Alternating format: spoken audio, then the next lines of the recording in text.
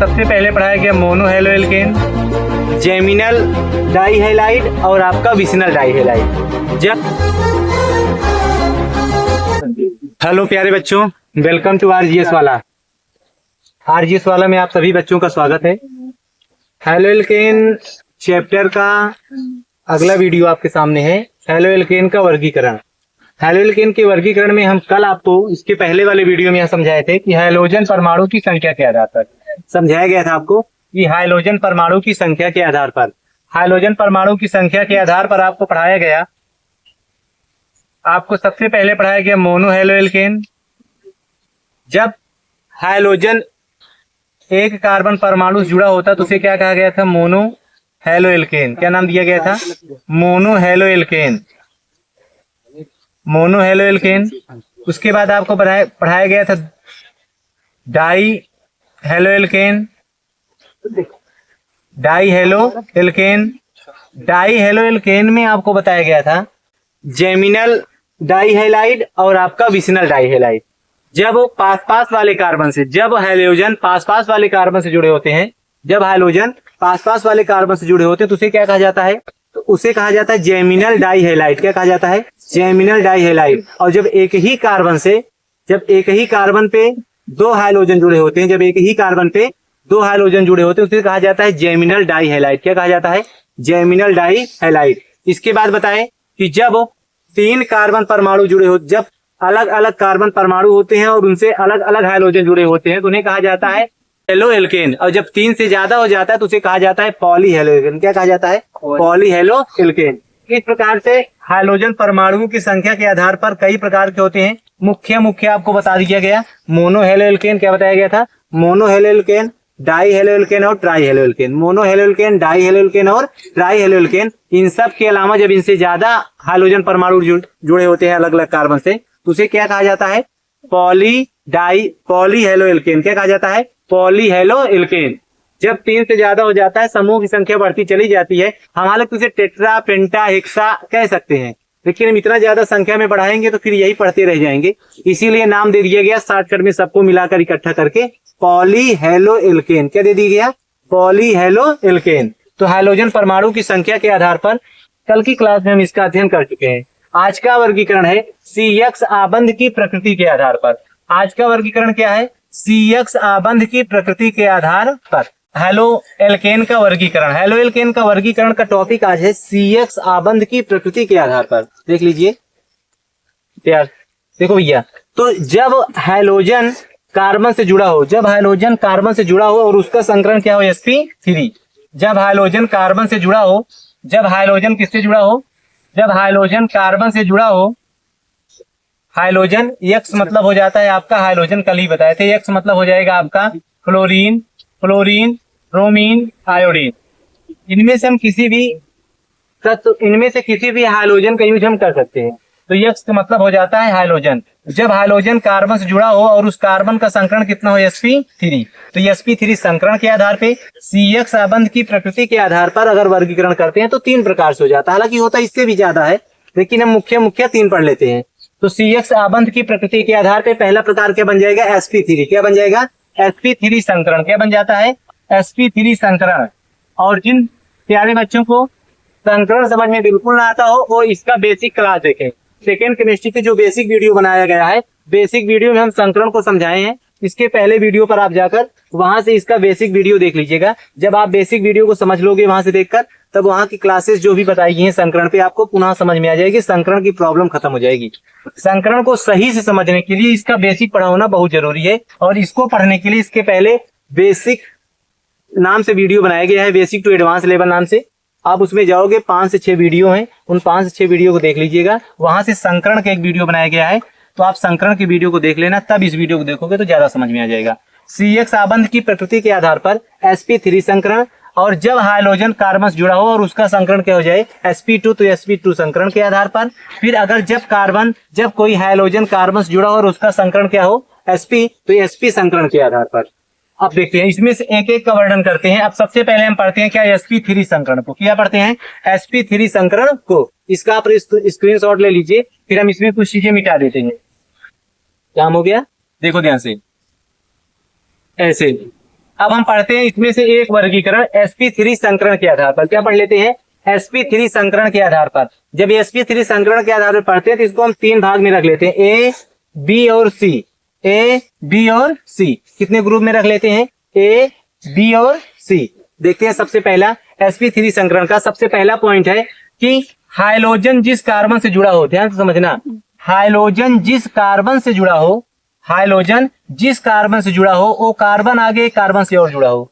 Hydrogen जिस carbon से जुड़ा हो, अगर वो कार्बन आगे एक कार्बन से और जुड़ा होता है तो सबसे पहले इसका संकरण ज्ञात कर लेते हैं। अगर इसका संकरण ज्ञात करते हैं तो देखते हैं एक सिग्मा, दो सिग्मा, तीन सिग्मा, सॉरी एक बॉन्ड, दो बॉन्ड, तीन बॉन्ड, चार, सब एकल बंध है। और हर एक एकल बंध पे एक सिग्मा होता है।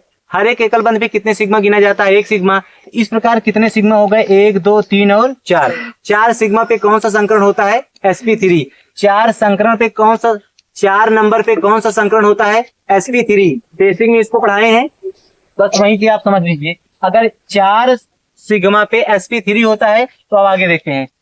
हाइड्रोजन जिस कार्बन से जुड़ा हो, हाइड्रोजन जिस कार्बन से जुड़ा हो, कार्बन आगे कार्बन से फिर जुड़ा हो, तो ये होता है आपका प्राथमिक हेलो एल्केन। क्या कहलाता है?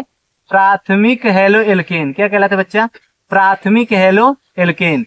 इसको कहा जाता है 1 डिग्री। क्या कहा जाता है? 1 डिग्री। इसको क्या कहा जाता है? 1 डिग्री। ध्यान समझ लीजिए। हाइड्रोजन जिस कार्बन से जुड़ा हो, कार्बन आगे अतिरिक्त कार्बन से जुड़ा हो, तो उसे क्या कहा जाता है? प्राथमिक। क्या कहा जाता है? प्राथमिक मतलब 1 डिग्री। क्या कहा जाता है? प्राथमिक मतलब 1 डिग्री। आगे देखते हैं। हाइड्रोजन जिस कार्बन से जुड़ा हो, हाइड्रोजन जिस कार्बन से जुड़ा हो उसका सबसे पहले संकरण sp3 होना चाहिए। उसका संकरण क्या होगा? sp3। चेक कर लो, 1, 2, 3 और 4। एक बॉन्ड पे एक सिग्मा, तो चार बॉन्ड पे कितने सिग्मा? 4 सिग्मा। 4 सिग्मा के लिए हम कौन सा संकरण का यूज करते हैं? 4 सिग्मा, चार नंबर के लिए कौन सा संकरण का यूज करते हैं? sp3। 1, 2, 3, 4। 4 सिग्मा पे कौन सा संकरण? sp3। अगर इसका संकरण sp3 है तो अब इसके sp3 होने के ज्ञान से आप देखें संकरण। देखो, हाइड्रोजन जिस कार्बन से जुड़ा हो, कार्बन आगे दो कार्बन से जुड़ा हो। हाइड्रोजन जिस कार्बन से जुड़ा है वो कार्बन आगे कितने कार्बन से जुड़ा है? 2। इसे कहा जाता है द्वितीयक। इसे क्या कहा जाता है? द्वितीयक। इसे आप द्वितीयक कह सकते हो। क्या कह सकते हो? द्वितीयक। और ऐसे 2 डिग्री। द्वितीयक मतलब क्या हो जाता है? 2 डिग्री। इसे क्या कहा जाता है? द्वितीयक। द्वितीयक मतलब क्या हो जाएगा? 2 डिग्री। फिर से समझ लो, हाइड्रोजन जिस कार्बन से जुड़ा हो, कार्बन आगे कितने कार्बन से जुड़ा हो? एक कार्बन से। हाइड्रोजन जिस कार्बन से जुड़ा हो वो कार्बन आगे कितने कार्बन से जुड़ा हो? एक कार्बन से जुड़ा हो, तो उसे क्या कहा जाता है? प्राथमिक। उसे क्या कहा जाता है? प्राथमिक। आगे देखते हैं। और हाइड्रोजन जिस कार्बन से जुड़ा हो, हाइड्रोजन जिस कार्बन से जुड़ा हो, कार्बन आगे कितने कार्बन से जुड़ा है? 2 कार्बन से।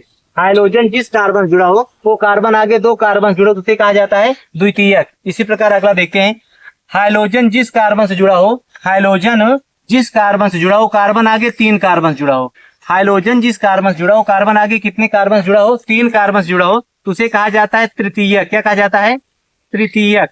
उसे क्या कहा जाता है? तृतीयक मतलब 3 डिग्री। तृतीयक मतलब 3 डिग्री। इसे कहा जाता है 1 degree, 2 degree, 3 degree. 1 degree, 2 degree, 3 degree. 1 degree, 2 degree, 3 degree. ये sp3 संकरण का पहला ए नंबर है। sp3 संकरण का ए नंबर कहलाता है 1 डिग्री, 2 डिग्री, 3 डिग्री। फिर से समझ लो, इसमें हाइड्रोजन जिस कार्बन से जुड़ा होता है वो कार्बन आगे एक कार्बन से जुड़ा है, उसे कहा जाता है प्राथमिक। क्या कहा जाता है? प्राथमिक। हाइड्रोजन जिस कार्बन से जुड़ा हो, कार्बन आगे 2 कार्बन से जुड़ा हो, वो कार्बन आगे 2 कार्बन जुड़ा हो, तो उसे क्या कहा जाता है? द्वितीयक। क्या कहा जाता है? द्वितीयक। हाइड्रोजन जिस कार्बन से जुड़ा हो, कार्बन आगे 3 कार्बन जुड़ा हो, तो उसे क्या कहा जाता है? तृतीयक। क्या कहा जाता है? तृतीयक। इसको हम 1 डिग्री, 2 डिग्री, 3 डिग्री के नाम से भी जानते हैं। आगे देखते हैं बी नंबर। इसका बी नंबर होता है sp3 संकरण का। सबसे पहले देखते हैं कि हाइड्रोजन जिस कार्बन से जुड़ा हो, ध्यान समझना, हाइड्रोजन जिस कार्बन से जुड़ा हो उस कार्बन का पहले संकरण sp3 होना चाहिए। संकरण क्या होना चाहिए? sp3। हम देखते हैं कार्बन जो है आगे 4 अलग अलग सिंगल बॉन्ड से जुड़े हैं। हर सिंगल बॉन्ड पे एक सिग्मा माना जाता है, तो 4 सिंगल बॉन्ड पे मानेंगे तो इसका संकरण क्या आ जाएगा? sp3। 4 सिग्मा हो जाएगा। 4 सिग्मा पे संकरण क्या होता है? sp3। तो हाइड्रोजन जिस कार्बन से जुड़ा हो सबसे पहले उसका संकरण कितना होना चाहिए? sp3। फिर ओ कार्बन आगे जिस कार्बन से जुड़ा हो उसका संकरण sp2 होना चाहिए। उसका संकरण क्या होना चाहिए, sp3। और वैसे बेसिक वाली क्लास में हम ये बताए थे कि जब कोई कार्बन डबल बॉन्ड से जुड़ा होता है तो उसका संकरण sp2 होता है। जब कोई कार्बन डबल बॉन्ड से जुड़ा होता है तो उसका संकरण कितना होता है, sp2। चुक्का में आप बता सकते हो, जब कोई कार्बन डबल बॉन्ड से जुड़ा होता है तो उसका संकरण क्या होता है, sp2। और इसका भी संकरण क्या हो जाएगा, sp2। इसका भी संकरण क्या हो जाएगा, sp2। देखिए ध्यान से, हाइड्रोजन जिस कार्बन से जुड़ा हो, कार्बन आगे डबल बॉन्ड से जुड़ा होता है। वो कार्बन आगे किससे जुड़ा होता है, डबल बॉन्ड वाले कार्बन से जुड़ा होता है। ध्यान समझना।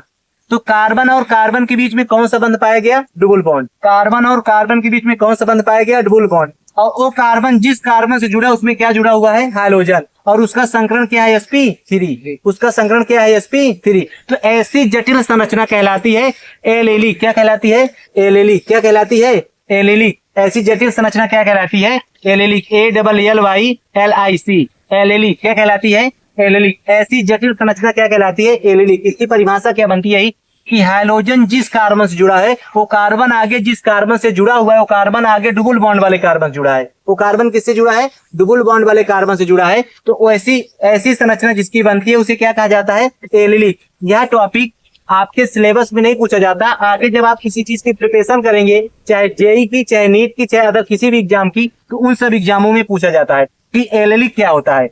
एलेलिक क्या होता है, इसका ऐसी संरचना बन के आती है कि हाइड्रोजन जिस कार्बन से जुड़ा हो, वो कार्बन आगे जिस कार्बन से जुड़ा है वो डबल बॉन्ड होना चाहिए। किससे, डबल बॉन्ड वाले कार्बन से जुड़ा होता है। तो ऐसी संरचना किसकी कहलाती है, एलेलिक कहलाती है। क्या कहलाती है, एलेलिक कहलाती है। फिर आगे देखते हैं, एक बेंजीन वाले बना हुआ है। क्या बना हुआ है, एक बेंजीन वाले बना हुआ है। और इससे इस बेंजीन वाले से जो कार्बन जुड़ा है, इस बेंजीन वाले से जो कार्बन जुड़ा है, उस कार्बन का जो संकरण है sp3 है। जो संकरण है क्या है, sp3। देख लीजिए, 1 2 3 4 सिग्मा बन रहे हैं। 4 सिग्मा पे कौन सा संकरण होता है, sp3। तो जिस हाइड्रोजन जिस कार्बन से जुड़ा है उस कार्बन का संकरण क्या है, sp3। हम sp3 में पढ़ रहे हैं अभी।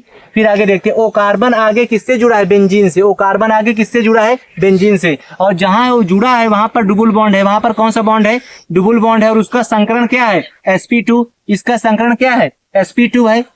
जिस कार्बन से आगे जुड़ा है वो कार्बन आगे कितने बॉन्ड जुड़ा है, डबल बॉन्ड जुड़ा है। और इसका संकरण क्या है, sp2। सेम एज संरचना बन रही है। कार्बन जिससे जुड़ा हुआ आगे डबल बॉन्ड से जुड़ा है, लेकिन बस ये एलिफेटिक है और एरोमेटिक है, इसीलिए इसका जो नाम होता है बेंजीलिक होता है। बेंजाइलिक कह सकते हो। क्या नाम होता है, बेंजाइलिक या बेंजीलिक। क्या होता है, बेंजीलिक या बेंजाइलिक भी कह सकते हो इसे। आप क्या कह सकते हो, बेंजाइलिक। समझ में आ गया। sp3 संकरण 3 कैटेगरी में आपको पढ़ा है। कितनी कैटेगरी में, 3। नंबर आ, हाइड्रोजन जिस कार्बन से जुड़ा है वो आगे एक ही कार्बन से जुड़ा है तो उसका क्या नाम होता है, प्राथमिक। क्या होता है, प्राथमिक। हाइड्रोजन जिस कार्बन से जुड़ा है वो आगे कितने कार्बन जुड़ा है, 2 कार्बन से जुड़ा है तो उसका नाम क्या होता है, द्वितीयक। उसका नाम क्या होता है, द्वितीयक। हाइड्रोजन जिस कार्बन से जुड़ा है वो कार्बन आगे 3 कार्बन से जुड़ा है, इसीलिए इसका नाम क्या हुआ, तृतीयक। इसका नाम क्या हुआ, तृतीयक। फिर देख लीजिए, हाइड्रोजन जिस कार्बन से जुड़ा है वो कार्बन आगे जिस कार्बन से जुड़ा है वो कार्बन अगले डबल बॉन्ड से जुड़ा है। किससे जुड़ा है, डबल बॉन्ड से जुड़ा है। डबल बॉन्ड वाले कार्बन से जोड़ रखा है या योग बना रखा है, तो इसीलिए इसका नाम क्या होता है, एलेलिक। क्या नाम होता है, एलेलिक। अब यहाँ पर देख लीजिए, हाइड्रोजन जिस कार्बन से जुड़ा है वो कार्बन जिस कार्बन से आगे जुड़ा है वो एक बेंजीन वाला है। क्या है, बेंजीन वाला है, इसीलिए इसका नाम हो जाता है बेंजाइलिक। क्या हो जाता है, बेंजाइलिक। इसका नाम क्या हो जाता है, बेंजाइलिक। समझ में आ गया, समझ में आ गया तो इसको आप नोट कर लीजिए। तो हम पढ़ाते हैं इसका सेकंड प्रकार sp2 संकरण। अगर समझ में आ गया है तो आप इतना नोट कर लीजिए। फिर इसका हम सेकंड पार्ट पढ़ा देते हैं, sp2 संकरण। क्या पढ़ा देते हैं, sp2 संकरण। नोट कर लो जल्दी। हाँ, तो देखिए भैया, अभी इसके पहले थोड़ी देर पहले sp3 संकरण पढ़े। क्या पढ़े थे, sp3 संकरण। sp3 जो संकरण था, sp3 संकरण में हम सबसे पहले ए नंबर में पढ़े 1 डिग्री 2 डिग्री और 3 डिग्री। 1 डिग्री 2 डिग्री और 3 डिग्री। उसके बाद हम पढ़े थे 1 डिग्री 2 डिग्री 3 डिग्री बाद एलेलिक और बेंजीलिक। एलेलिक और बेंजीलिक, एलेलिक और बेंजीलिक। हमें बताए थे कि कार्बन हाइड्रोजन जिस परमाणु से जुड़ा हो, हाइड्रोजन जिस कार्बन से जुड़ा हो उस कार्बन का संकरण sp3 हो, लेकिन वो कार्बन आगे जिस कार्बन से जुड़ा हो उसका संकरण sp2 हो। उसका संकरण क्या हो, sp2। या ये कह सकते हैं कि वो कार्बन आगे जिस कार्बन से जुड़ा हो उस कार्बन, फिर उस कार्बन और इसके आगे कार्बन और हो, उस दोनों कार्बन के बीच में डबल बॉन्ड हो, तो ऐसी संरचना कहलाती थी एलेलिक। क्या कहलाती थी, एलेलिक।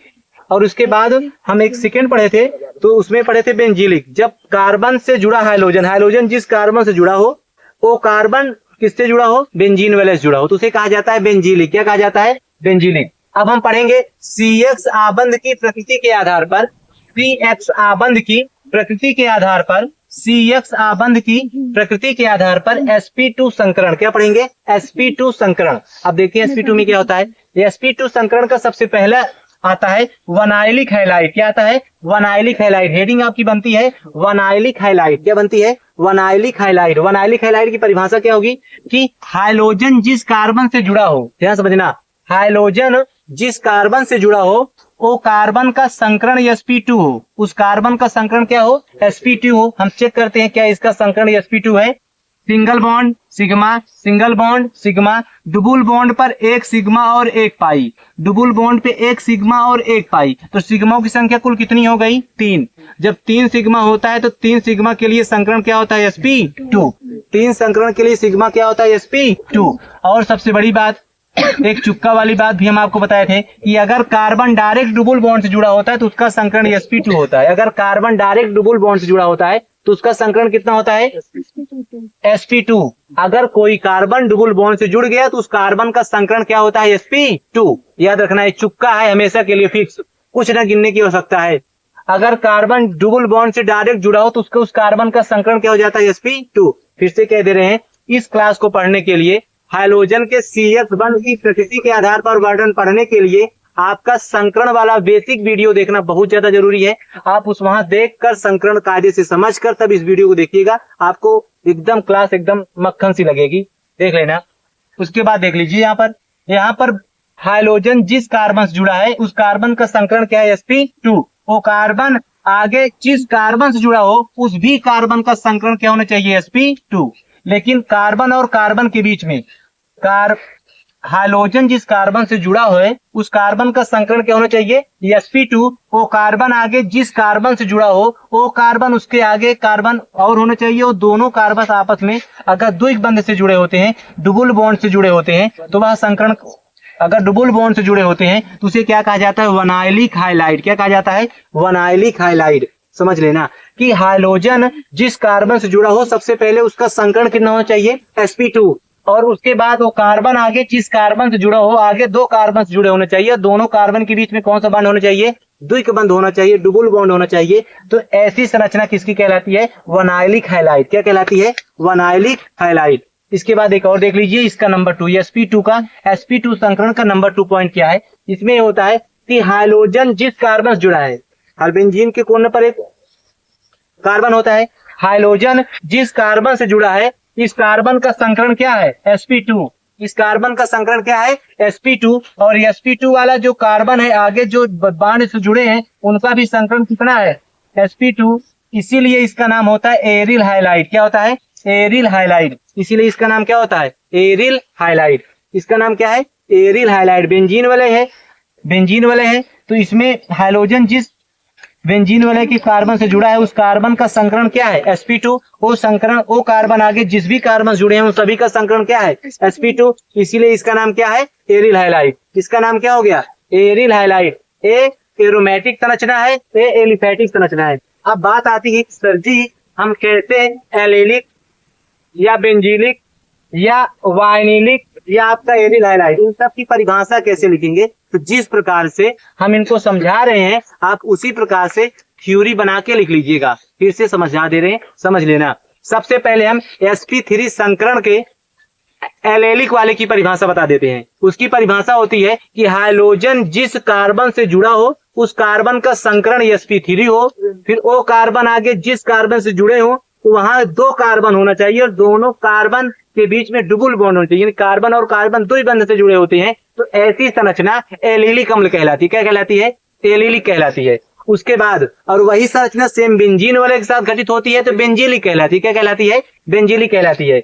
sp2 संकरण में पढ़ते हैं हाइड्रोजन जिस कार्बन से जुड़ा होता है, हाइड्रोजन जिस कार्बन से जुड़ा होता है वो कार्बन आगे उस कार्बन का संकरण sp2 होना चाहिए। उस कार्बन का संकरण कितना होना चाहिए, sp2 होना चाहिए। वो कार्बन आगे जितने भी कार्बन जुड़े हुए हैं उन कार्बन के बीच में द्विक बंध होता है। उन कार्बन के बीच में क्या होता है, अगर द्विक बंध होता है तो यह संरचना, यह प्रक्रिया क्या कहलाती है, तो यह संरचना, यह प्रक्रिया क्या कहलाती है? Vinylic highlight. क्या कहलाती है? Vinylic highlight. क्या कहलाती है? Vinylic highlight. यही चीज अगर बेंजीन में लागू होता है तो एरिल हाइलाइट कहलाती है। क्या कहलाती है? एरिल हाइलाइट कहलाती है। अब हम पढ़ेंगे इसके बाद इसका नेक्स्ट पार्ट। हाँ तो मेरे प्यारे बच्चों, CX बंध की प्रकृति के आधार पर, CX आबंध की प्रकृति के आधार पर आपका तीसरा प्रकार है sp संकरण। तीसरा प्रकार क्या है? sp संकरण। sp संकरण में हम एक न्यूमेरिकल लिख दिए, एक डेढ़ लाइन। इस वर्ग में एल्कीनिल हैलाइड आते हैं। इस वर्ग में कौन आता है? एल्कीनिल हैलाइड आते हैं, जिनमें हाइड्रोजन परमाणु त्रिआबंधित कार्बन परमाणु से जुड़ा होता है। जिनमें हाइड्रोजन परमाणु किससे जुड़ा होता है? त्रिआबंधित कार्बन परमाणु से जुड़ा होता है। जैसे देख लीजिए, हाइड्रोजन परमाणु है, हाइड्रोजन परमाणु जिस कार्बन से जुड़ा है वो कार्बन आगे कितने बॉन्ड जुड़ा है? ट्रिपल बॉन्ड से। हाइड्रोजन परमाणु जिस कार्बन से जुड़ा है वो कार्बन आगे जिस कार्बन से जुड़ा है उनके बीच में कौन सा बॉन्ड है? ट्रिपल बॉन्ड है। वही कह रहा है कि हाइड्रोजन परमाणु त्रिआबंधित कार्बन परमाणु से जुड़ा होता है। हाइड्रोजन परमाणु त्रिआबंधित कार्बन परमाणु से जुड़ा होता है। इस प्रकार की संरचना क्या कहलाती है? sp संकरण। देख लेते हैं, इसका संकरण निकालोगे तो ट्रिपल बॉन्ड है। आपको बताया गया है कि ट्रिपल बॉन्ड पे पाई, सिग्मा और पाई होता है। पाई, सिग्मा और पाई। तो यहाँ पर एक पाई और यहाँ पर एक पाई, मिलकर कितने पाई हुए? 2 पाई। 2 पाई के लिए कौन सा संकरण? sp संकरण। 2 पाई के लिए कौन सा संकरण? 2 सिग्मा के लिए कौन सा संकरण? sp संकरण। आपको बताए हैं संकरण ज्ञात करने के लिए पाई नहीं गिना जाता, ओनली सिग्मा गिना जाता है और लोन पेयर गिना जाता है। क्या गिना जाता है? सिग्मा और लोन पेयर। फिर से बता दे रहे हैं मेरे प्यारे प्यारे बच्चों, इस वीडियो को अगर समझ में नहीं आ रहा है क्लासेस, तो इस क्लास को समझने से पहले इसके पहले का वीडियो संकरण जो पढ़ाया गया उस संकरण को आप ध्यान से समझ लीजिएगा, उस वीडियो को देख लीजिएगा। उसके बाद आप आकर इस वीडियो को देखोगे तो आपको समझ आएगा, कोई दिक्कत नहीं बनेगी। समझ में आ गया? तो देख लीजिए, हाइड्रोजन जिस कार्बन से जुड़ा है उस कार्बन का संकरण क्या है? sp। उस कार्बन का संकरण क्या है? sp। वो कार्बन आगे जिस कार्बन से जुड़ा है उसके बीच में बॉन्ड क्या है? Triple bond. इसीलिए क्या कहलाता है? क्लोरोएथाइन। क्या कहलाता है? क्लोरोएथाइन। और इसमें भी हाइड्रोजन जिस कार्बन से जुड़ा है वो भी आगे वही 3 वाले से जुड़ा हुआ है। तो ऐसी संरचना जो बनती है क्या कहलाती है? क्लोरोप्रोपाइन। क्या कहलाती है? क्लोरोप्रोपाइन। क्या कहलाएगी? क्लोरोप्रोपाइन।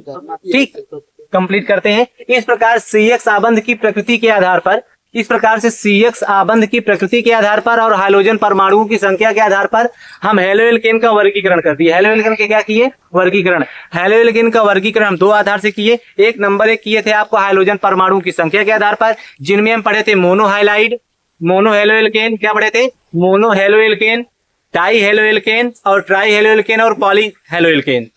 समझ में आया? इसके बाद हम पढ़े थे CX बंध की प्रकृति के आधार पर। जब CX बंध की प्रकृति के आधार पर पढ़ रहे थे तो वहां पढ़े हम आपका sp3 संकरण, sp2 संकरण और sp संकरण। sp3 संकरण, sp संकरण और sp2 संकरण। इतना कंप्लीट करने के बाद यह टॉपिक पूर्णतः कंप्लीट हो जाता है। अब हम पढ़ेंगे इसके आगे IUPAC। क्या पढ़ेंगे? एल्किल हाइलाइडों के सूत्र एवं नाम तंत्र। एल्किल हाइलाइडों के सूत्र एवं नाम तंत्र। समझ में आ गया? इसके बाद हम पढ़ेंगे एल्किल हाइलाइडों के सूत्र एवं नाम तंत्र। हाँ तो मेरे बच्चों प्यारे प्यारे ध्यान से देखिए, अब हम उसके आगे पढ़ते हैं। हेलोएल्केन का वर्गीकरण 2 आधार पे कर दिए।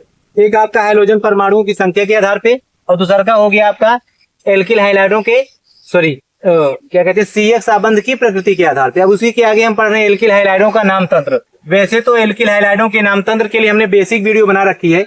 बेसिक वीडियो अगर आप कायदे से पूरा 5-6 लेक्चर है देख लोगे, आपको पूरी IUPAC पूरा संकरण मान के चलिए सेकेंड केमिस्ट्री का एक हिस्सा तथ्य खत्म हो जाता है।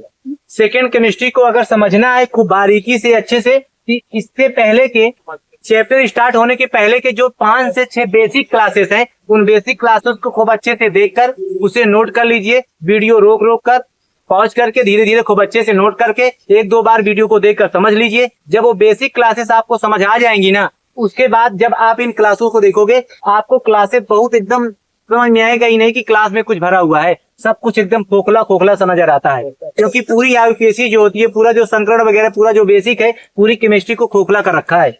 अब देख लेते हैं, इसमें कुछ तथ्य छोटे छोटे नाम लिख दिए हैं। बाकी अतिरिक्त प्रैक्टिस ढेर सारी बड़ी बड़ी प्रैक्टिसों के लिए आप इसके बेसिक वीडियो को देख लीजिएगा। बेसिक में बहुत सारी प्रैक्टिस कराई गई IUPAC की। अगर किसी भी IUPAC में आपको कोई प्रॉब्लम आती है तो आप वीडियो या कमेंट में उस IUPAC को भेज दीजिएगा, वहां आपको उसका सोल्यूशन दे दिया जाएगा। देख लीजिए ध्यान से, कि अगर CH3 Cl है, अगर CH3 क्या है, Cl है, तो Cl क्या है आपका, एक आपका प्रतिस्थापी समूह है। Cl क्या है, प्रतिस्थापी समूह। और बताए हैं IUPAC बनाते समय प्रतिस्थापी समूह कहाँ लिखा जाता है, सब्जेक्ट के स्थान पे लिखा जाता है। इसका नाम क्या है, क्लोरो। इसका नाम क्या है, क्लोरो। एक कार्बन है तो मेथेन, एक कार्बन है तो मेथ, सिंगल बॉन्ड्स जुड़े हैं तो एन, तो बन जाएगा क्लोरोमेथेन। क्या बन जाएगा, क्लोरोमेथेन। समझ में आ गया, फिर से समझ लेते हैं। इसका नाम क्या है, क्लोरो, क्योंकि प्रतिस्थापी समूह है। जब कोई चीज सब्जेक्ट के स्थान पर लिखा जाता है प्रतिस्थापी समूह, तो उसका नाम क्लोरो, ब्रोमो, ऐसे ऐसे नाम है। Cl है तो क्लोरो लिखा जाएगा, क्लोरो। इसके बाद जो कार्बन है, कार्बन कितने बॉन्ड से बने हैं, एक कार्बन है तो एक कार्बन के लिए मेथ, और सिंगल बॉन्ड से तो एन, बन जाएगा क्लोरोमेथेन। इसी प्रकार यहाँ देख लेते हैं, इसका नाम क्लोरो हो जाएगा। आगे दो कार्बन है, नामकरण कर लो, एक कार्बन, यहाँ एक कार्बन, और कितने कार्बन है, दो कार्बन। दो कार्बन के लिए एक सिंगल बॉन्ड जुड़े हैं तो एन, बन जाएगा क्लोरोमीथेन। इसी प्रकार यहाँ पर Cl के लिए क्लोरो लिखा जाएगा। इसके बाद कार्बन काउंट करेंगे, एक दो तीन कार्बन है, तो तीन कार्बन पे कौन सा शब्द यूज करते हैं, प्रोप। तीन कार्बन के लिए कौन से शब्द का यूज करते हैं, प्रोप। अगर प्रोप का यूज करते हैं, प्रोप, और उसके बाद देख लीजिए, अगर प्रोप का यूज करते हैं तो प्रोप आगे सिंगल बॉन्ड्स जुड़े हैं तो एन जुड़ जाएगा, तो बन जाएगा 1 क्लोरोप्रोपेन। क्या बन जाएगा, 1 क्लोरोप्रोपेन। इसमें देखते हैं, इसमें देख लेते हैं, इसमें जो भी आपका हाइड्रोजन परमाणु या प्रतिस्थापी समूह, इसके बाद के जो कार्बन है, 1 2 3 और 4 कार्बन है, तो 4 कार्बन के लिए लिखते हैं ब्यूट। 4 कार्बन के लिए क्या लिखते हैं, ब्यूट। 4 कार्बन के लिए क्या लिखते हैं, ब्यूट। सब सिंगल बॉन्ड से जुड़े हैं तो इसीलिए एन, तो बन जाएगा 1 क्लोरोब्यूटेन। क्या बन जाएगा, 1 क्लोरोब्यूटेन। हाँ, यहाँ पर नंबरिंग की गई है, नंबरिंग में नाम लिखा गया 1 और 1। इसका तात्पर्य क्या है कि जब प्रतिस्थापी समूह जिस कार्बन से जुड़ा है उसको सबसे कम नंबर मिलना चाहिए, सबसे कम नंबर 1 दिया गया, तो इसीलिए एक नंबर पे जुड़ा है, तो इसीलिए 1 क्लोरो लिखा गया है। एक नंबर पे जुड़ा है, 1 क्लोरो लिखा गया है। समझ में आ गया। अगर कुछ कम भी समझ में आया होगा तो कोई घबराने की बात नहीं है। फिर से कह दे रहे हैं, जो इसके बेसिक वीडियो बनाए गए हैं, आप उन वीडियो को अगर देख लेते हो तो यहाँ पर IUPAC में कोई भी दिक्कत नहीं बनेगी। आप चाहे जहन्नुम की IUPAC की प्रैक्टिस करोगे, सारी IUPAC बेसिक क्लास से कंप्लीट हो जाती है। बेसिक क्लास से क्या हो जाती है, कंप्लीट। ये क्लासेस यहीं पर आज समाप्त करते हैं। कल की क्लासेस में हम पढ़ते हैं एल्किल हैलाइडों का वर्गीकरण नहीं पढ़ेंगे, रासायनिक समीकरण वगैरह बने।